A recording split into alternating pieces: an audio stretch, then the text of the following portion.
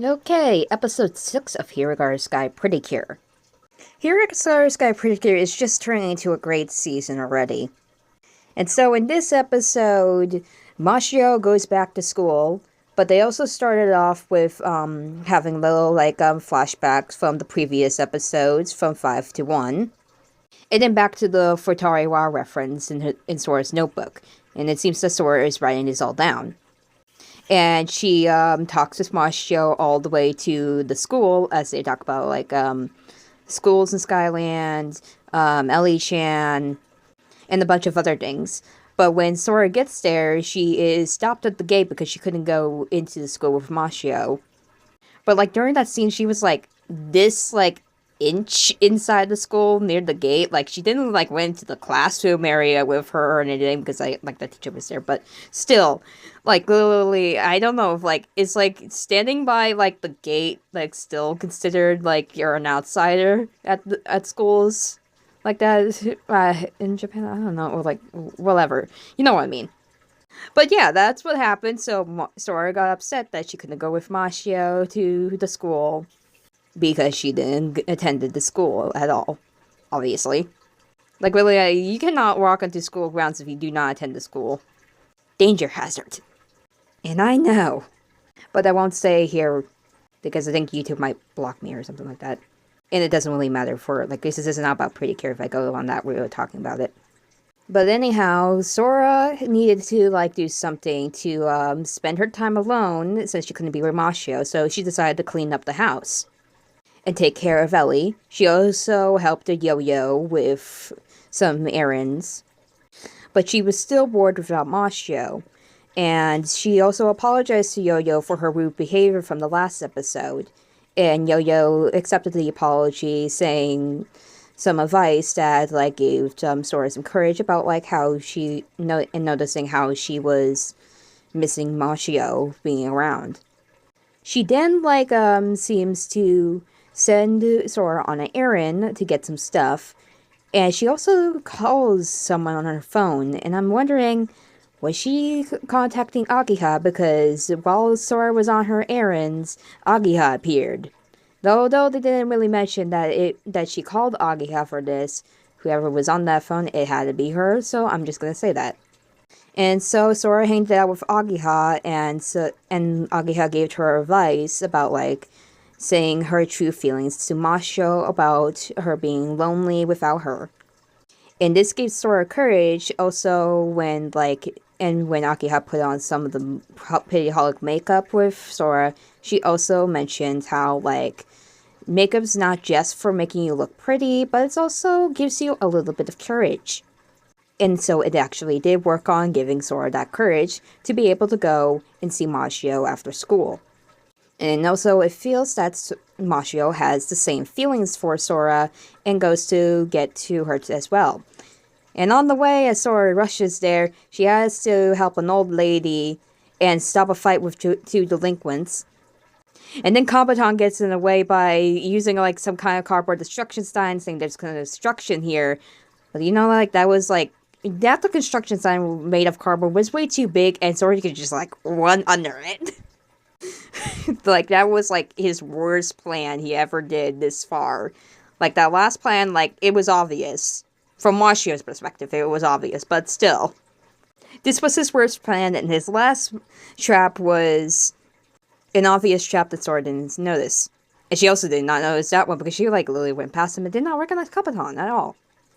But then Sora is able to make it to the school and tell Masho how she feels, and Masho also says that she's feeling the same thing. But then Kabaton ruins it, and he's about to fight them and everything. And I also liked this scene the most because now they're breaking the fourth wall, saying hey, you're taking too much screen time with your antics and stuff like that. Oh god, I just I'm going to love when they break the fourth wall because I love breaking fourth walls because they're just out of the ordinary and it's just funny that way. I just remembered when Grell Sutcliffe from Black Butler did that scene where he's I'll be okay something viewers. Oh my god, that one was really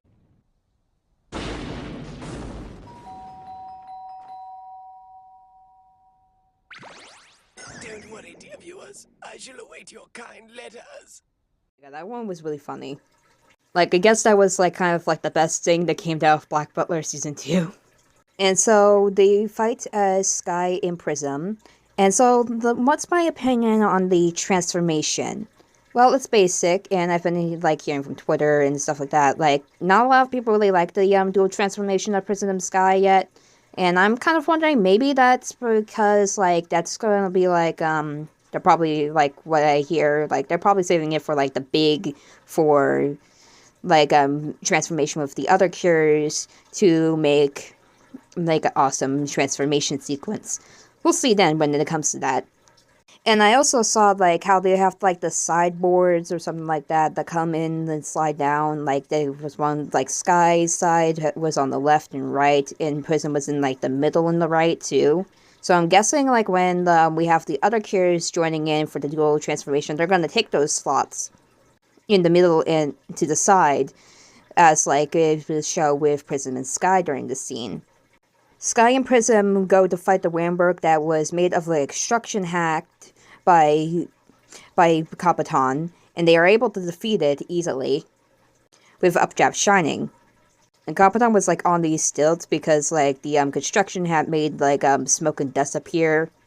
Like, yeah, he thought he was safe up there, but no, Pretty Cures can do super jumps.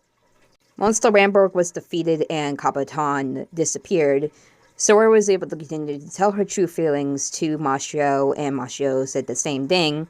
And then they were happy with each other now that they said it. And Sora said to herself that, to Agiha, that she said what she wanted to say to Mashio. And it seems that, like, Agiha had some kind of, like, sense or sixth sense happen there when she was driving her car because she felt like she was being talked to by Sora. And she figured out that Sora must have told her true feelings to Mashio, which made her happy. And when they got home, Yo-Yo said that Sora was going to be able to go to school with Mashio, and she was really happy with that. And that's where the episode ended. So, for the ending credits, we got Sky doing the introduction ending. Last time we started with Precious, then Summer, and Cure Prism in her debut episode, which is, like, I forgot to, like, mention this, like, in the other episodes, but yeah, that is, like, seeing, like, Cure Prism in doing the intro, ending, stuff like that. Makes sense since that was her debut episode, but it seems we got Cure Sky in this one. And I don't know, maybe they, like, had her for this one because she technically, like, the only time that she was in the intro cutscene, she was, like, saying, we're gonna have some new friends join us in the other ending credits. And I'm guessing that's kind of, like, why they, like, let her have, like, her chance to do the like, the Let's Dance Everyone scene. So Cure Sky got to do that. And that is it for the episode and my review on it. It was a great episode, and I liked it a lot. Nothing much to say about anything that was bad, but everything was goofy, and they just put in more comedy with it. Can't wait to see Sora going to school, and, like, all of her antics going on with, like, having school, because she's gonna have a lot of them from what we saw in the preview. Anyhow, see you later. So much, Anna.